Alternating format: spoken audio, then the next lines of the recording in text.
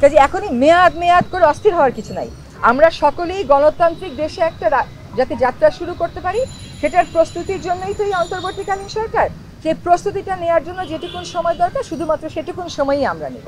মেয়াদের বিষয়ে এখন আলোচনা করাটা বা সিদ্ধান্ত নেওয়াটা সম্ভব না, কারণ আপনি যদি কি রিফর্ম চান এটা না বুঝে তো আমি মেয়াদের কথা বলতে পারবো না। আর রিফর্ম যদি আপনারা না চান তাহলে আবার আরেক কথা। হ্যাঁ, কাজে এখনই মেয়াদ মেয়াদ করে অস্থির হওয়ার কিছু নাই।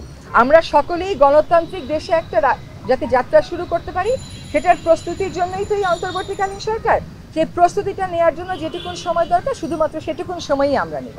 শেষ পর্যন্ত গণতন্ত্রের দিকেই আমাদের যাত্রা। আন্দোলনে গণহত্যার বিচারের ব্যাপারে বলা হয়েছে যে কিভাবে বিচারটা নিশ্চিত করলে এটা স্বচ্ছ হবে এবং এই ঘটনার আর জীবনে কোনোদিন বাংলাদেশে পুনরাবৃত্তি হবে না, সেটার জন্য কোন পথে আমরা যাব, সেই পথগুলো কি এটা নিয়ে আমরা সকলে চিন্তা করে এটার খুব এটার একটা উত্তর আপনারা সহসাই পেয়ে যাবেন। কিন্তু আমরা ওইটা নিশ্চিত করব যে প্রত্যেকটা গুলির আমরা বিচার চাইব এবং এটা যেন আর না হয়, সেই রিফর্মের জন্য ওরকমই একটা স্বচ্ছ অন্তর্ভুক্তিমূলক বিচারের আমরা প্রত্যয় ব্যক্ত করেছি।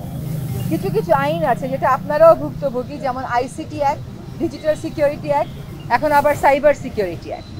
আইসিটি আর ডিজিটাল সিকিউরিটি অ্যাক্ট বাতিল হলেও ওগুলোর অধীনে অনেকের শাস্তি হয়েছে বা অনেকে জেলে আছে, অনেকের বিরুদ্ধে মামলা চলছে।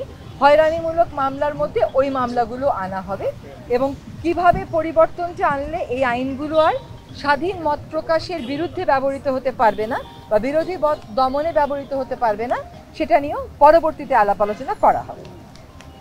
শিক্ষা প্রতিষ্ঠান বলা হচ্ছে শিক্ষা প্রতিষ্ঠানও যত দ্রুত সম্ভব খুলে দিতে হবে। আপনারা জানেন যে এখনও রাস্তায় কিন্তু ট্রাফিক পুলিশ নেই, শিক্ষার্থীরা রাস্তা ম্যানেজমেন্ট করছে। সেরকম প্রেক্ষিতে আমরা বলতে পারিনি যে আমরা কালই খুলে দেব, কিন্তু শিক্ষক সমাজের সাথে আলোচনা করা হবে, করে শিক্ষার পরিবেশ ফিরিয়ে এনে এবং আইন শৃঙ্খলা পরিস্থিতির সাথে সামঞ্জস্য রেখে যত দ্রুত সম্ভব শিক্ষা প্রতিষ্ঠান খুলে দেওয়ার চেষ্টা করা হবে। All Time Roma. Taste it, love it. সকল মন্ত্রণালয়ে আমরা যারা দায়িত্ব নিয়েছি, আমাদের সকল মন্ত্রণালয় আমরা যারা দায়িত্বে থাকব আমাদের সাথে কাজ পরিচালনার ক্ষেত্রে শিক্ষার্থীরা সম্পৃক্ত থাকবেন। কিভাবে তারা সম্পৃক্ত থাকবেন, এটার কাঠামো কি হবে, এটা আমরা পরবর্তীতে চিন্তা করব।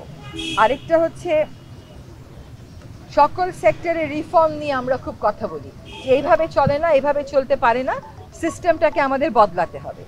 সেই রিফর্মগুলো একা তো আর করা যাবে না, সমাজের সবার সাথে কথা বলতে হবে, গণমাধ্যমের সাথেও কথা বলা হবে, পেশাজীবীদের সাথে কথা বলা হবে, সকলের সাথে কথা বলে রিফর্ম এজেন্ডা একটা ঠিক করে তারপরে আমরা আলাপ আলোচনায় যাব। অর্থের ব্যাপারে কথা হয়েছে যে আর্থিক খাতগুলোকে শুধুমাত্র চালু করলেই হবে না, সক্রিয় করতে হবে এবং সেখানে নেতৃস্থানে পরিবর্তন আনবার প্রয়োজন যেগুলো আছে অনতিবিলম্বে সেই পরিবর্তন আনার চেষ্টা করা হচ্ছে।